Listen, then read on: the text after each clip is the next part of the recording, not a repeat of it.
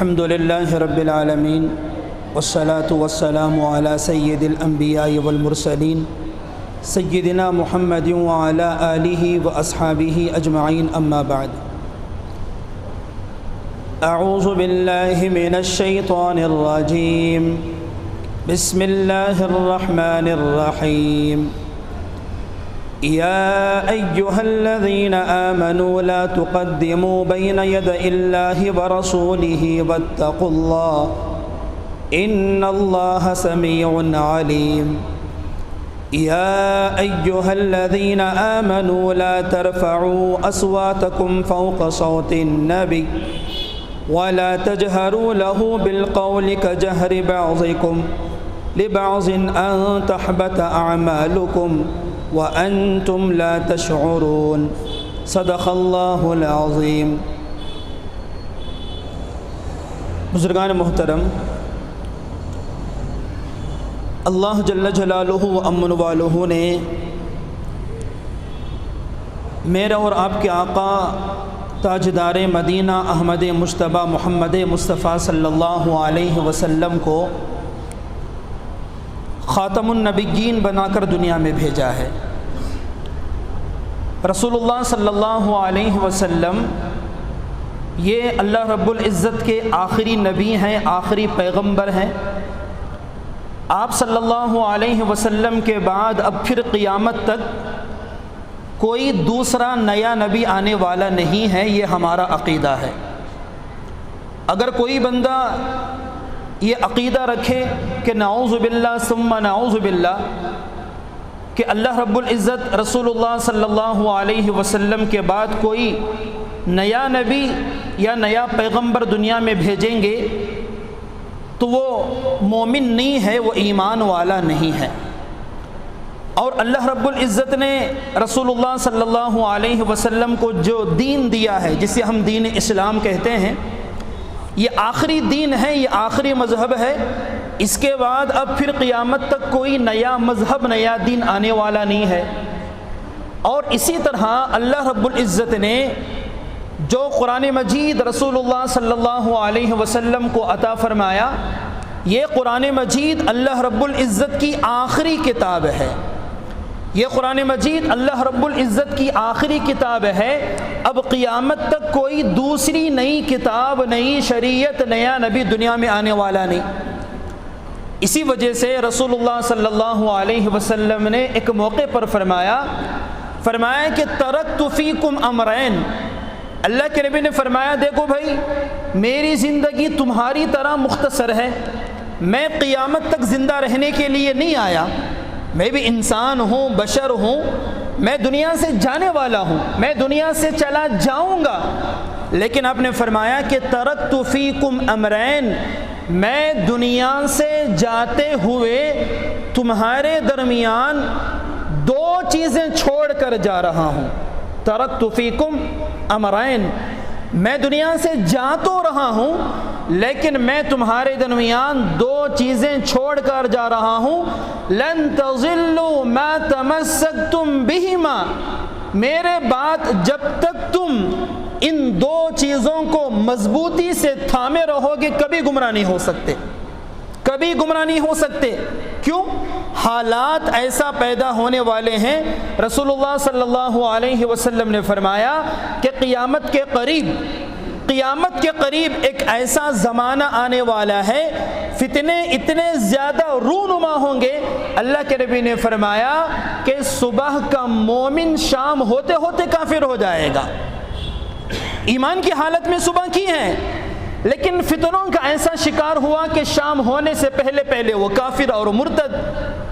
آپ نے فرمایا کہ شام کا مومن صبح ہوتے ہوتے کافر ہو جائے گا، لیکن اللہ کے نبی نے فرمایا کوئی بندہ فتنوں سے بچنا چاہتا ہے ان دو چیزوں کو مضبوطی سے تھامے۔ کیا دو چیزیں؟ اللہ کے نبی نے فرمایا سب سے پہلی چیز ہے کتاب اللہ۔ کتاب اللہ، یہ اللہ کی کتاب ہے، یہ قرآن ہے، اسے تم مضبوطی سے تھام لو، اسے فالو کرو، اسے پڑھو، سمجھو، اپنی زندگی میں لاؤ، دوسروں تک پہنچاؤ۔ قسم خدا کی کبھی گمراہ نہیں ہو سکتے، پھر فرمایا وہ سنت رسولی، پھر فرمایا کہ دوسرے نمبر پر میری سنت ہے۔ جب تک تم کتاب اللہ کو، قرآن مجید کو، اللہ کی کتاب کو اور میری سنت کو مضبوطی سے تھامے رہو گے، کبھی بھی گمراہ نہیں ہو سکتے۔ اسی وجہ سے دنیا میں بسنے والے سارے انسان، صرف مسلمان نہیں، کسی بھی دھرم سے تعلق رکھتے ہوں، کسی بھی مذہب سے تعلق رکھتے ہوں، یہود ہوں، نصارہ ہوں، کافر ہوں، مشرک ہوں، دنیا میں بسنے والا کوئی بھی انسان دنیا و آخرت کی اگر کامیابی چاہتا ہے، وہ قرآن مجید کو پڑھے، اسے سمجھے، اس پر عمل کر لے، قسم خدا کی وہ دنیا و آخرت دونوں جہاں میں کامیاب ہے۔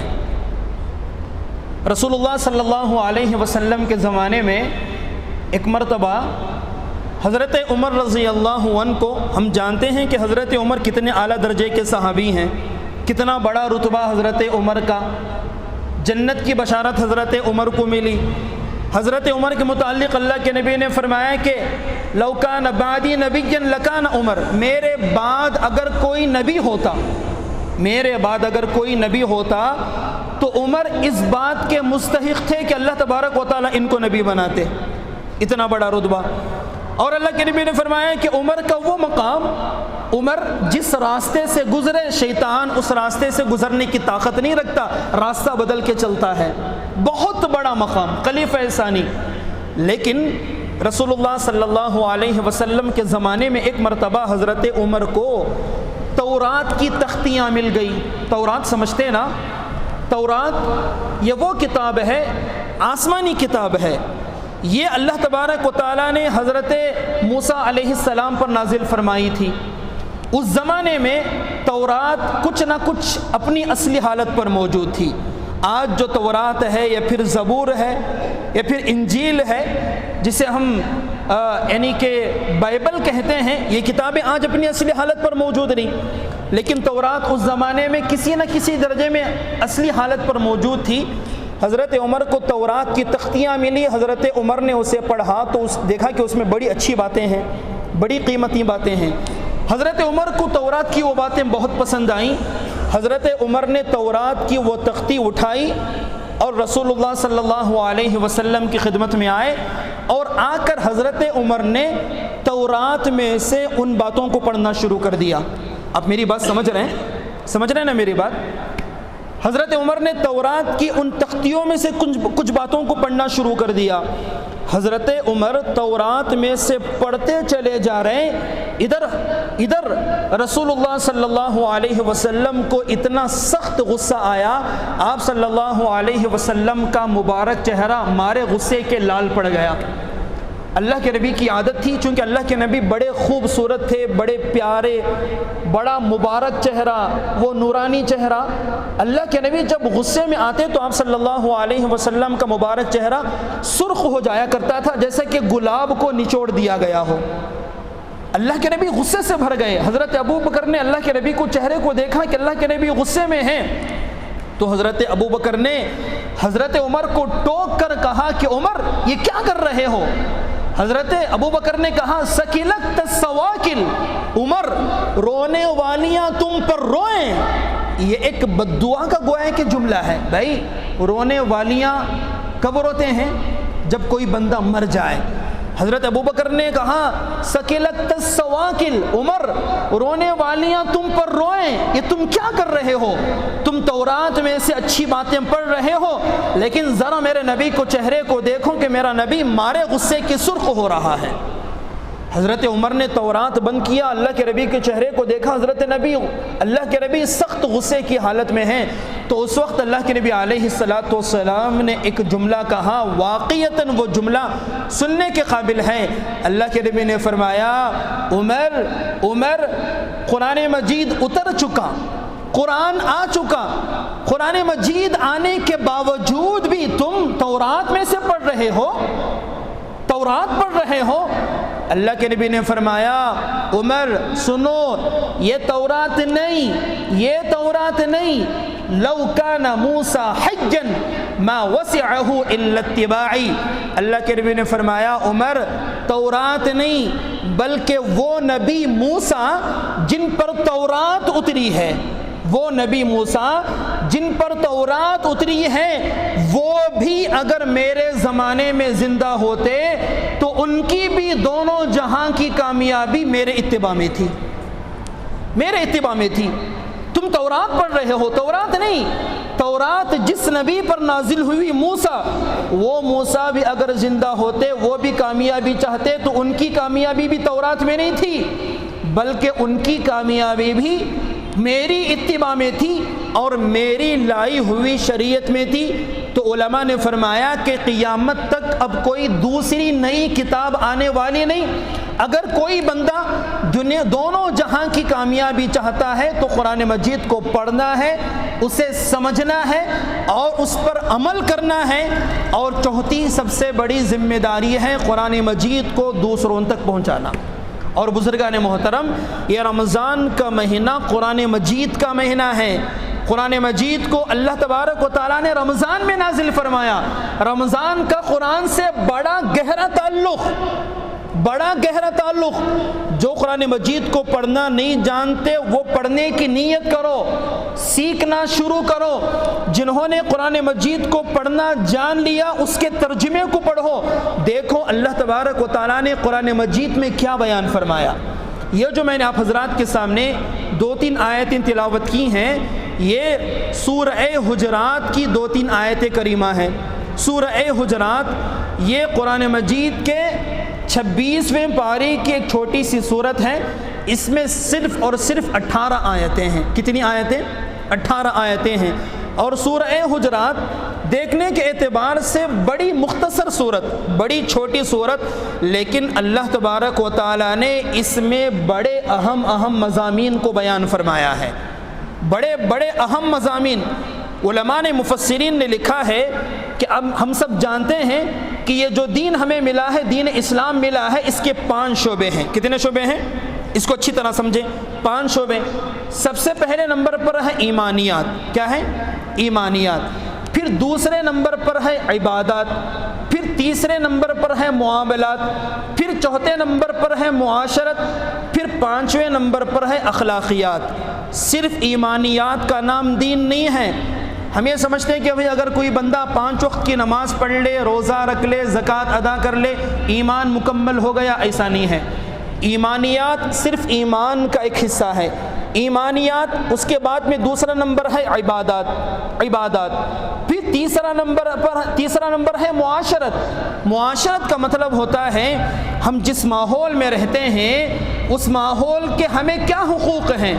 اگر میں کسی کا بیٹا ہوں تو میرے والد کے مجھ پر کیا حق ہے، اگر میں کسی کا باپ ہوں تو باپ ہونے کی حیثیت سے میرا کیا حق ہے، اگر میں کسی کا شوہر ہوں تو شوہر ہونے کے ناطے میرا کیا حق ہے، اگر کوئی کسی کی بیوی ہے تو بیوی کی کیا حقوق ہیں، پڑوسیوں کے کیا حقوق ہیں۔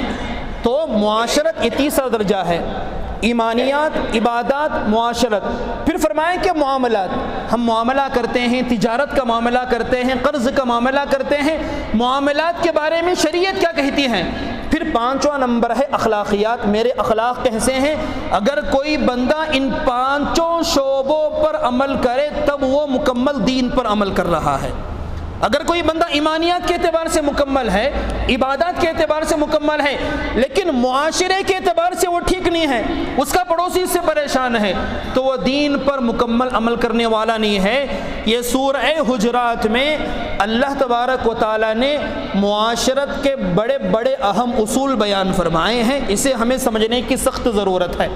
اور دوسری اہم بات، حضرات مفسرین نے لکھا ہے کہ سورہ حجرات میں اللہ تبارک و تعالیٰ نے، میں پہلے مختصراً یہ پوری سورت کا خلاصہ بیان کر رہا ہوں، اس کے بعد انشاءاللہ ایک آیت کا ترجمہ ہوگا، پھر اس کی تفسیر ہوگی۔ حضرات مفسرین نے لکھا ہے کہ سورہ حجرات میں اللہ تبارک و تعالیٰ نے انسانوں کے نفس کی اصلاح فرمائی ہے۔ کس کی اصلاح؟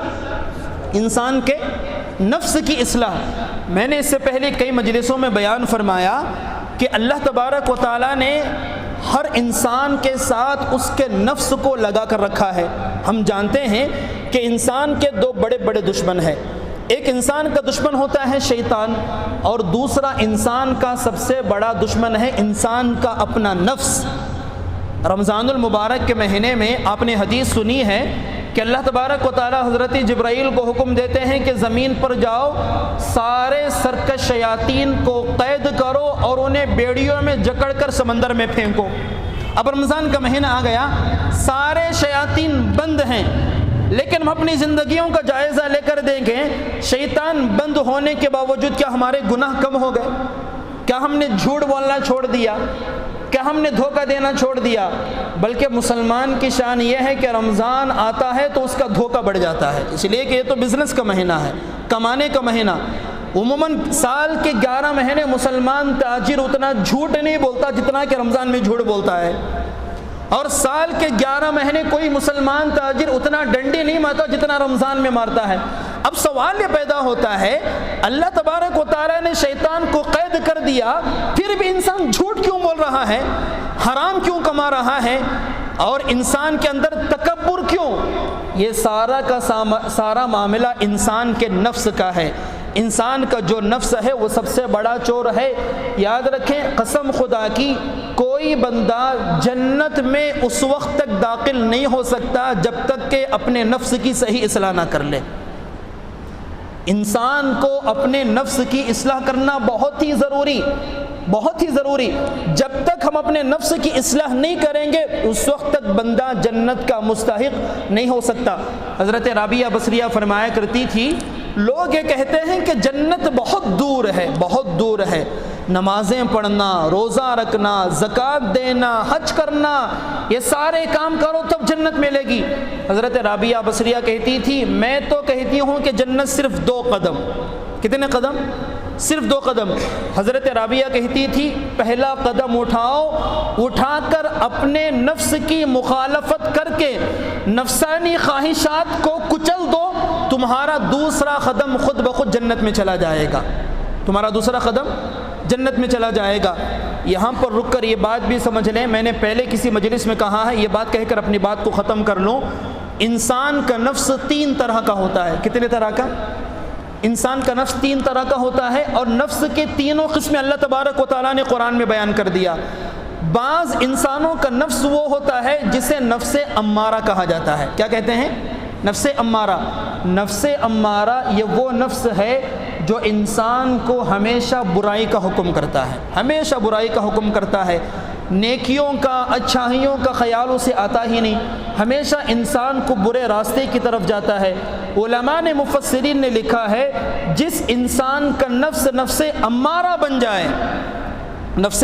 بن جائے اس انسان کی ہلاکت و بربادی میں کوئی شک نہیں، وہ نفس انسان کو جہنم میں داخل کر کے رہے گا۔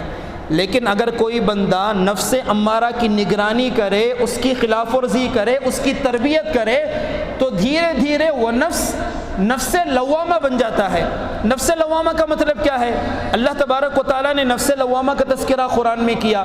نفس لوامہ کا مطلب ہوتا ہے کہ اگر کوئی بندہ نفس کے بہکاوے میں آ کر گناہ کر بھی لے، گناہ ہو جانے کے بعد پھر نفس کو تکلیف ہوتی ہے، وہ کہتا ہے کہ بھئی میں نے اس طرح کیوں کر لیا، جھوٹ بول دیا، لیکن پھر بعد میں تکلیف ہوگی کہ میں نے جھوٹ کیوں بولا، وہ اپنے گناہ پر نادم و شرمندہ ہوتا ہے۔ اسے نفس لوامہ کہتے ہیں۔ یہ انسان کو اچھائی کا بھی حکم کرتا ہے، بری باتوں کا بھی حکم کرتا ہے۔ کبھی برا کام ہو جائے تو پھر اسے ندامت و شرمندگی بھی ہوتی ہے۔ یہ نفس لوامہ ہے۔ اگر انسان نفس لوامہ کی تربیت نہ کرے، اس کی نگرانی کرے، تو نفس لوامہ اترتے نفس امارہ بن جاتا ہے۔ آگے چل کر نفس کی تیسری قسم ہے جسے نفس مطمئنہ کہتے ہیں۔ نفس مطمئنہ یہ وہ نفس ہے جس کے متعلق اللہ تبارک و تعالیٰ نے قرآن مجید میں کہا، اور نفس مطمئنہ یہ وہ نفس ہے جو انسان کو ہمیشہ صرف اور صرف اچھی باتوں کا حکم کرتا ہے، برائی کا خیال ہی نہیں آتا۔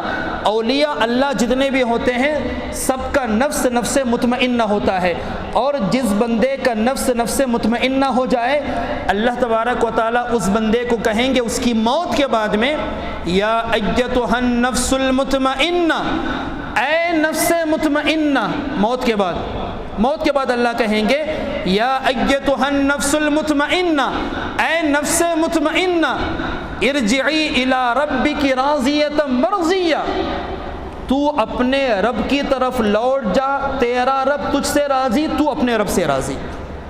یا ایتھا النفس المطمئنہ، اے نفس مطمئنہ، ارجعی الی ربک، آ جا اپنے رب کی طرف، تیرا رب تجھ سے راضی اور تو اپنے رب سے راضی۔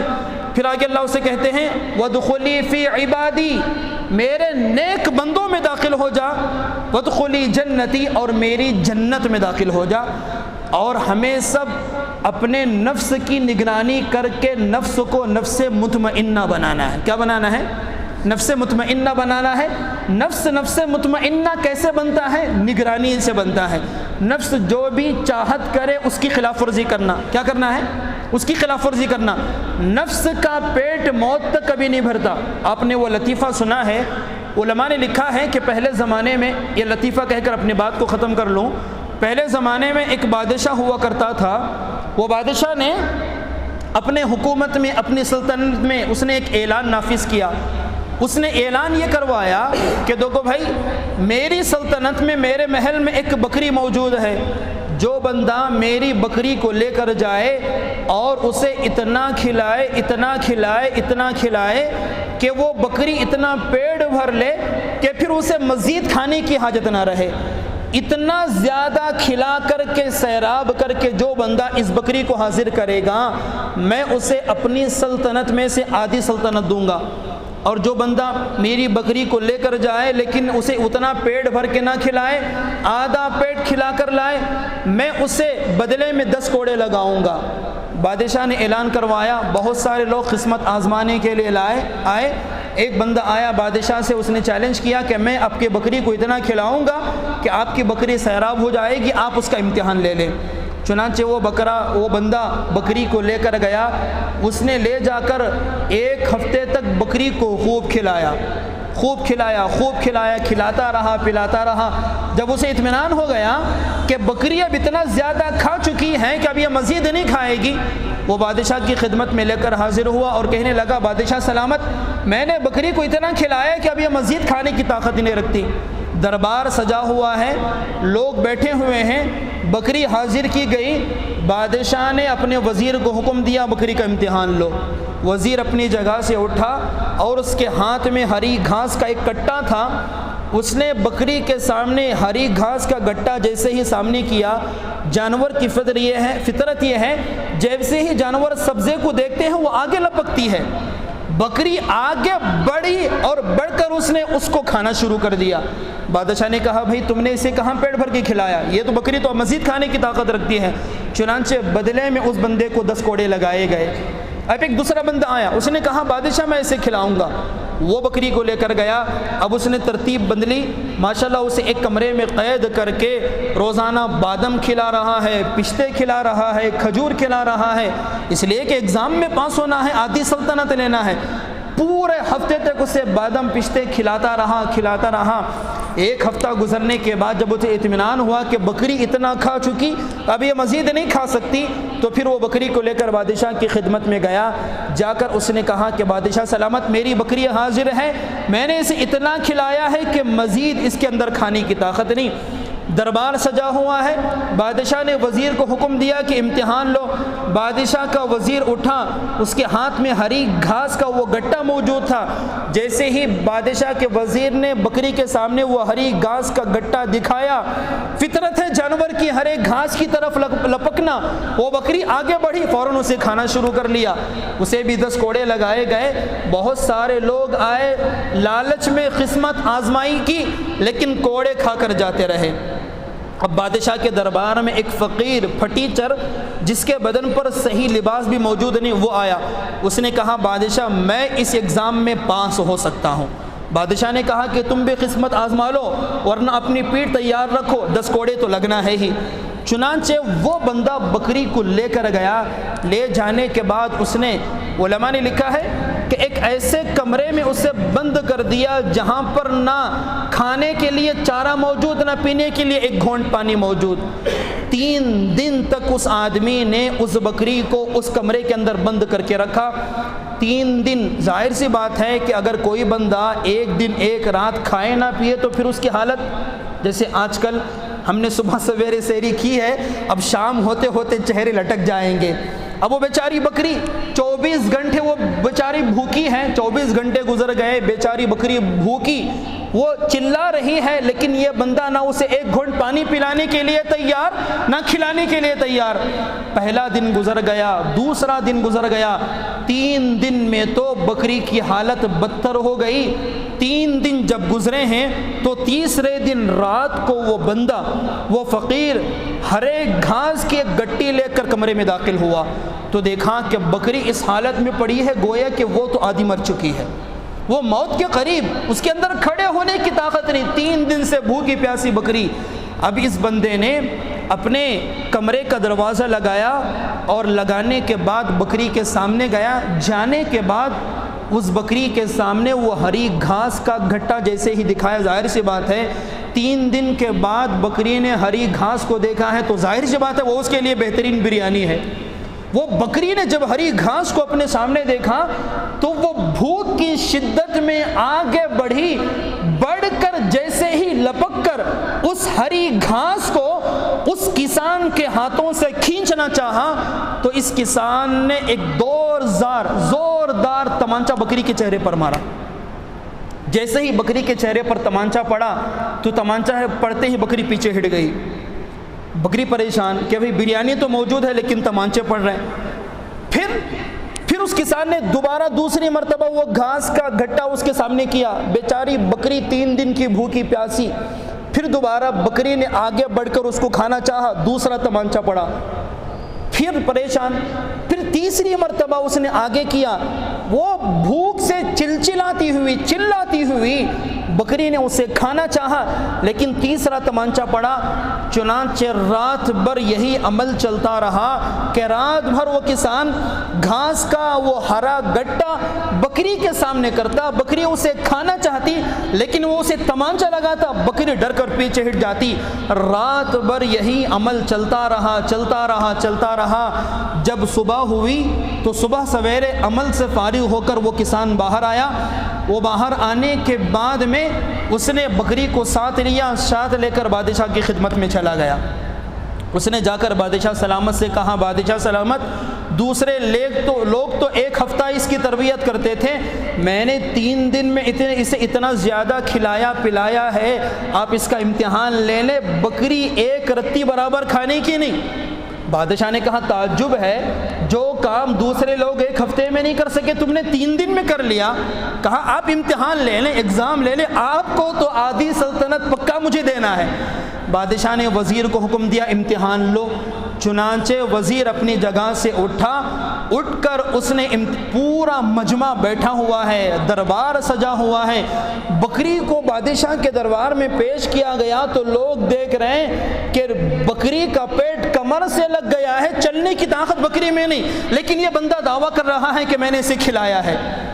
لیکن وزیر اٹھ کر اس نے بھرے دربار میں 3 دن کی بھوکی پیاسی بکری کے سامنے اس نے جب ہری گھاس کا گٹا پیش کیا، جیسی ہی ہری گھاس وہ بکری کو نظر آئی، 3 دن کی بھوکی پیاسی بیچارے بکری وہ لپک کر اسے کھانا چاہ رہی تھی، لیکن گزشتہ رات جو اسے تمانچے پڑے تھے وہ تمانچے یاد آ گئے۔ اب بکری نے یہ سوچا، ہو سکتا ہے، کیا پتا کہ کون بندہ ہے، ہو سکتا ہے آگے بڑھ کر میں دوبارہ اسے کھاؤں پھر تمانچہ نہ پڑے۔ اس نے کہا تمانچے سے بہتر ہے کہ میں خاموش بھوکی پیاسے رہ جاؤں۔ کچھ دیر تک وہ بکری اس گٹے کو دیکھتی رہی، دیکھنے کے بعد وہ بکری پیچھے ہٹنے لگی۔ اب وہ بندہ کامیاب ہو گیا، لوگ پریشان ہو گئے کہ بھائی اس بندے نے آخر اس کی تربیت کیسے کی۔ علماء نے یہ لطیفہ لکھ کر علماء نے یہ لکھا ہے، انسان کے نفس کی مثال اس بکری کی طرح ہے، موت کے آخری سانس تک اسے پہناتے رہو، سلاتے رہو، کھلاتے رہو، کبھی اس کا پیٹ بھرنے کا نہیں۔ انسان کا نفس اپنے خواہشات پر عمل کرنے سے اسی وقت رک سکتا ہے ہم نفس کی نگرانی کر کے نفس کی خلاف ورزی کرنا شروع کریں، اور یہ رمضان کا مہینہ نفس کی خلاف ورزی کا مہینہ ہے کہ نہیں ہے؟ ابھی شام ہوتے ہوتے ماشاءاللہ دیکھیں وقت گزرتا چلا جائے گا، پیاس لگے گی، گرمی کا زمانہ ہے، دل چاہتا ہے کہ جائیں فریج میں رکھا ہوا ٹھنڈا پانی پی لیں، نفس کا تقاضا ہے، لیکن ہم اللہ کے حکم پر عمل کریں گے، نفس پر کنٹرول کریں گے، شام تک اسے 1 گھونٹ پانی نہیں پلائیں گے۔ اور ماشاءاللہ خوبصورت خوشبو آ رہی ہے، نفس چاہتا ہے کہ جا کر کھا لوں، لیکن ہم نفس کی خلاف ورزی کریں گے، نفس کی خلاف ورزی کر کے شام تک کھلانے پلانے سے نفس کو روکے رکھیں گے۔ یہ رمضان کا مہینہ نفس کی ٹریننگ کا مہینہ ہے، تربیت کا مہینہ ہے، اور یہ جو صورت میں نے آپ حضرات کے سامنے سورہ حجرات تلاوت کی ہے، اس پوری صورت میں اللہ تبارک و تعالیٰ نے نفس کی اصلاح کے متعلق باتیں بیان کی ہیں۔ کل سے انشاءاللہ روزانہ سورہ حجرات کی ایک ایک آیت کریمہ تلاوت کی جائے گی، اس کا ترجمہ پیش کیا جائے گا، پھر اس کے بعد اس کی تفسیر کی جائے گی۔ یہ ساری باتیں بطور تمہید کے تھی، مقدمہ میں کی تھی، اور گویا کہ یہ پوری باتیں سورہ حجرات کا خلاصہ تھیں۔ اللہ تبارک و تعالیٰ سے دعا ہے کہ اللہ تبارک و تعالیٰ ہمیں عمل کرنے کی توفیق عطا فرمائے۔ وآخر دعوانا ان الحمد للہ رب العالمین۔